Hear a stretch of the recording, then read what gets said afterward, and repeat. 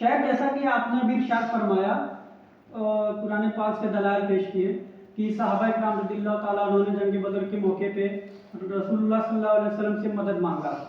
تو یہاں پہ تو رسول اللہ صلی اللہ تعالیٰ علیہ وسلم حیات میں تھے، نہ کہ ان کے دنیا سے رخصت ہونے کے بعد، وفات کے بعد مدد مانگا. اور یہاں پہ تو عالم یہ ہے، لوگ جا کے مزاروں پہ درگاہوں میں مانگتے ہیں جو کہ فوت ہو چکے ہیں. تو ہمیں مزاروں اور درگاہوں پہ مانگنے سے بہتر یہ ہے کہ ہم اللہ سے نہ مانگیں ڈائریکٹ. چلیے، بہت سارے لوگوں کے ذہنوں میں اس طرح کے سوالات ہیں. اس میں دو باتیں پہلے سمجھنا ضروری ہے. آپ نے اپنے اس سوال سے یہ ثابت کیا کہ اگر اللہ کے نبی یا ولی زندہ ہیں تو ہم ان سے مدد مانگ سکتے ہیں. یہ تو آپ نے ایکسیپٹ کر لیا، اتنا تو مان لیا آپ نے، ٹھیک ہے. اب اتنا جب آپ نے مان لیا تو پہلے جو وہ خیال اور وہ تصور اور وہ سوال تھا کہ خدا کے علاوہ کسی سے نہیں مدد مانگنا چاہیے، اب پہلے تو اب سوال کرنے والے یہ کلیئر کریں کہ ان کا وہ عقیدہ صحیح تھا کہ خدا کے علاوہ کسی کو ایسے نہیں مانگنا چاہیے، یا اب یہ عقیدہ صحیح ہے کہ زندوں سے مانگنا چاہیے، مردوں سے نہیں مانگنا چاہیے. ایک بات تو اب یہ مجھے سمجھ میں آئے گا، کم سے کم ایک جانب اس کا عقیدہ درست ہوا کہ مدد خدا کے علاوہ بھی مانگنا جائز ہے.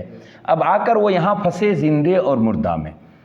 اگر میں آپ سے عرض کروں کہ اگر زندہ میں کوئی اس قابل ہے، اللہ نے کسی کو اس قابل بنایا، میں یہ نہیں کہتا ہوں کہ اپنے ذات کے تئیں وہ قابل ہے، زندہ میں اللہ نے کسی کو یہ قابل بنایا کہ وہ کسی کی مدد کرے، تو اب ہمیں دلیل کی درکار آپ سے ہے کہ پھر کس آیت نے یہ کہا کہ مرنے کے بعد یہ پاور ان کا چھین لیا گیا،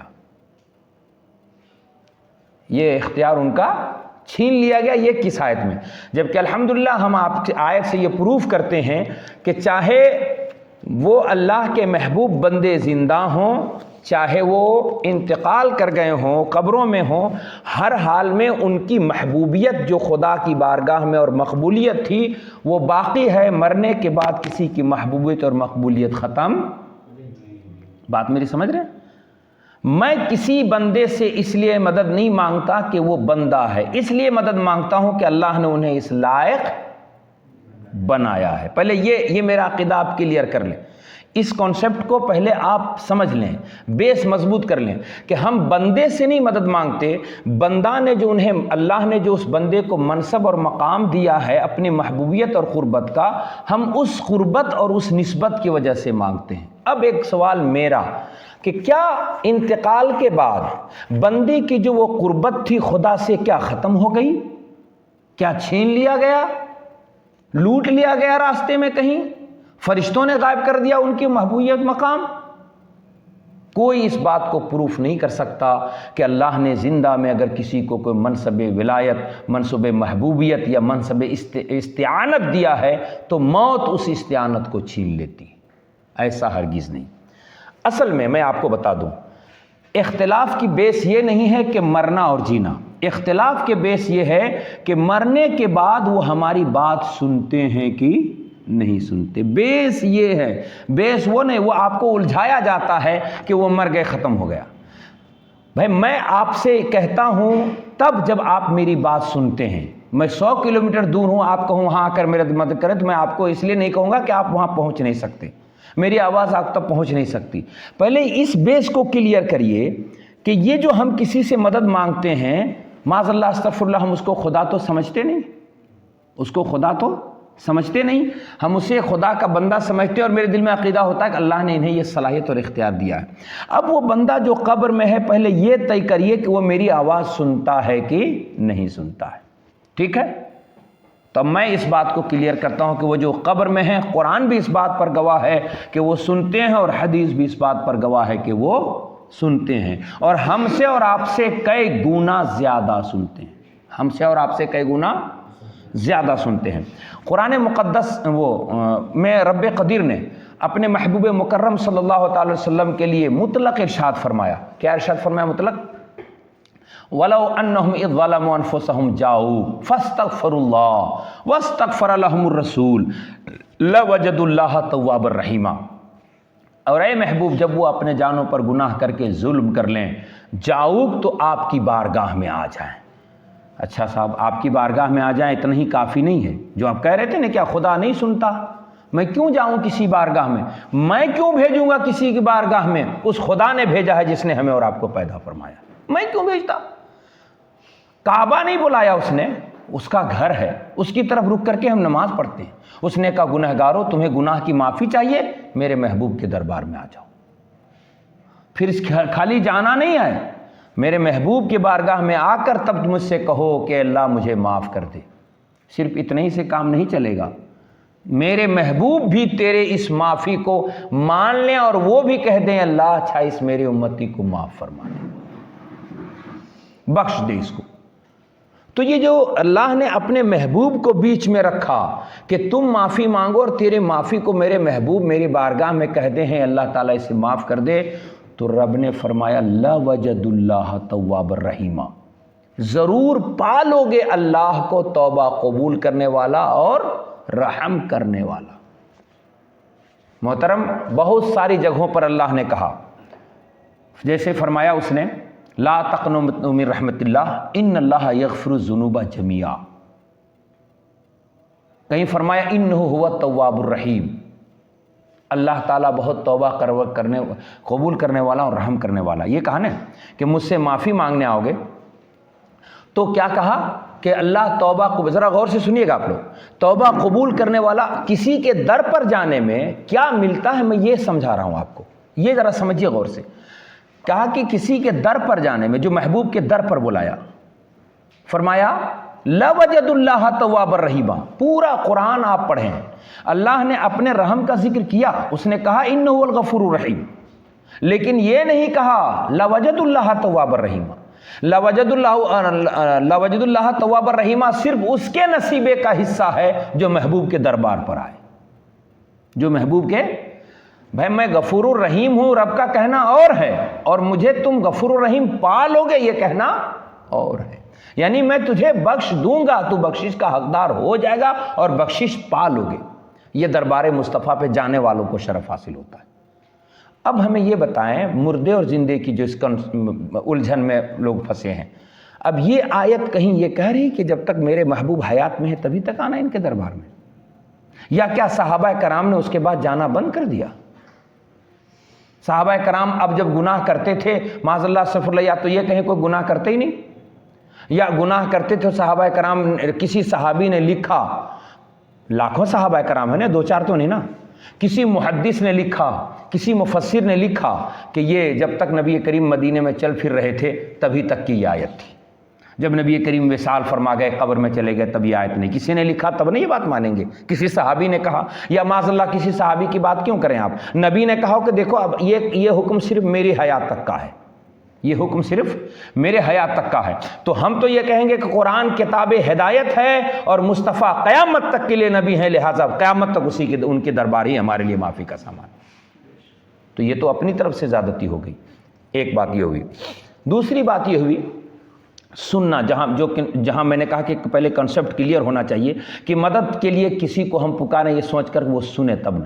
تو بخاری شریف ہے یہ ہمارے سامنے، بخاری شریف کے کتاب الجنائز، کتاب الجنائز جلد اول ہے، رسول بڑی مشہور حدیث ہے، رسول کریم صلی اللہ علیہ وسلم نے فرمایا کہ بندہ جب دفن کرنے کے بعد قبر میں رکھا جاتا ہے اور لوگ دفن کر کے واپس آتے ہیں، تو الفاظ حدیث میں کوٹ کر رہا ہوں ذرا سنیے، رسول کریم نے فرمایا انہ لیسبع قرع نعالہم، وہ جو قبر میں جس کو کئی من مٹی کے نیچے دبا دیے ہیں، نبی فرماتے ہیں وہ شخص واپس آنے والوں کے جوتوں کی آواز کو بلا شبہ ضرور سنتا ہے، بلا شبہ۔ تو آپ مجھے بتائیے، یہ عام بندے کی بات ہو رہا ہے، نہ یہاں ولی کا نام ہے، نہ صحابی کا نام ہے، نہ نبی کا نام ہے، ٹھیک ہے؟ یہ آپ ذہن میں رکھیں۔ یہ کہنا کہ مرنے کے بعد اب وہ مدد کرنے کے قابل نہیں ہے، یہ کس صحابی نے کہا ہے؟ ہم کس کی بات مانیں گے؟ صحابی کی بات مانیں گے نا، کم سے کم نبی کی بات۔ جواب میں جب کہ دیکھتے ہیں کہ نبی کریم کی بارگاہ میں صحابی جاتے ہیں، جیسے ابو داؤد کی وہ حدیث کہ حضرت ابو ایوب انصاری رضی اللہ تعالیٰ عنہ کو مروان رجل واضعا وجهه على تربة النبی فقال ایها الرجل هل تعلم ما تفعل، فرفع راسه فاذا هو ابو ایوب انصاری فقال نعم جئت رسول اللہ صلی اللہ علیہ وسلم ولم آت الحجر۔ مروان نے دیکھا کہ رسول کریم کے مزار انور پر کوئی سر رکھے بلک بلک کر رو رہا ہے۔ مروان نے جب دیکھا تو اس نے کہا اے شخص کیا تو کر رہا ہے، تجھے خبر ہے؟ حضرت ابو ایوب انصاری نے اپنے چہرے کو رسول کے کریم کے تربت انور سے اٹھایا اور پلٹ کر ابو ایوب کو جب دیکھا تو مروان نے کہا ارے میں تو کوئی اور سمجھاتا تھا، ابو ایوب ہے؟ کون ہے ابو ایوب؟ ابو ایوب انصاری وہ ہیں کہ ہجرت کے بعد نبی نے انہیں کے گھر میں مدینے میں قیام فرمایا تھا، انہوں نے ان کی خدمت کا شرف حاصل ہے۔ حضرت ابو ایوب انصاری نے کہا ہاں میں جان رہا ہوں میں کیا کر رہا ہوں۔ سنیے، جو لوگ مرنے کے بعد نہ یہ سمجھتے ہوں کہ نہ رسول سنتے ہیں نہ رسول کچھ کر سکتے ہیں، اس عقیدے کو تو ابو ایوب انصاری نے بہت پہلے کلیئر کر دیا۔ اور یہ معاذ اللہ کہ جو مرے ہیں مر کے ختم ہو گئے، وہ پتھر ہیں، وہ ڈھیر ہیں، یہ اس کو تو باطل ابو ایوب انصاری نے کب کا کر دیا ہے۔ ابو ایوب انصاری کیا کہا سنیے، وہ کہتے ہیں جئت رسول اللہ صلی اللہ علیہ وسلم ولم آت الحجر۔ مروان تو کیا سمجھتا ہے پتھر کے ڈھیر ہیں؟ نہیں، رسول اللہ ہے، میں رسول اللہ کے پاس آیا ہوں۔ پھر یہ کس صحابی معاذ اللہ استغفر اللہ کا کانسیپٹ ہے کہ مرنے کے بعد نبی سے وہ نسبت اور وہ تعلق اور وہ عقیدہ اور وہ جذبہ اور وہ استعانت کی بھیک نہیں مانگنی چاہیے؟ اب سنیے آگے، اتنے ہی پر نہیں رکے حضرت ابو ایوب، آگے کہتے ہیں سنو رسول کریم صلی اللہ علیہ وسلم کو میں نے کہتے ہوئے سنا ہے لا تبکی اذا ولی الدین اہلہ، تم اس وقت مت رونا جب دین کا کوئی امیر دیندار ہو، ولیکن تب کی مگر اس وقت رونا جب دین کی باغ ڈور کسی ظالم کے ہاتھ میں چلا جائے۔ اب مجھے بتائیے کس لیے رو رہے تھے ایوب نبی کے مزار پر؟ شکایت ہی تو کر رہے تھے کہ مروان مدینے میں ظلم کر رہا ہے، مصائب و آلام اٹھا رہے ہیں۔ اب ایک بات اب یہاں رک جائیے، دوسرا، اب یہاں جب یہ ہم کہیں گے تو اب دوسرا پہلو آ جائے گا، بات لمبی کرنے کے بجائے مختصر کر کے کہ اچھا چلیے ٹھیک ہے، نبی کے مزار تک تو ٹھیک ہے، اس لیے کہ ہم آگے آپ کو حدیث سنائیں گے کہ ابن ماجہ جو صحیح ستہ کی کتاب ہے، ابن ماجہ جو صحیح ستہ، بلکہ اس سے پہلے بخاری کی بات کریں، رسول کریم نے کیا فرمایا ہے؟ عبداللہ بن عباس سے روایت کی، من رآنی فی المنام فقد رآنی فإن الشیطان لا یتمثل بصورتی، سنو جس کسی نے خواب میں مجھے دیکھا اس نے مجھی کو دیکھا، کیونکہ شیطان میری شکل اختیار۔ اب مجھے بتاؤ محترم، ایک دن ایک رات پوری دنیا میں 1000 لوگ نبی کو خواب میں دیکھ سکتے ہیں نہیں دیکھ سکتے ہیں؟ بولیے مجھے بھائی، جب نبی نے دروازہ کھول دیا تو دیکھ سکتے نہیں دیکھ سکتے؟ پوری دنیا میں 1,00,000 لوگوں نے نبی کو دیکھا، اور نبی کہہ رہے ہیں کہ میری شکل، روح نہیں جاتی۔ نبی نے یہ نہیں کہا کہ میری روح شیطان نے اختیار کر سکتا، کیا فرمایا نبی نے؟ فإن الشیطان لا یتمثل بصورتی، میں آپ کے خواب میں آ جاؤں تو میری صورت ہوتی ہے، یہ آ جائیں تو ان کی صورت ہوتی ہے۔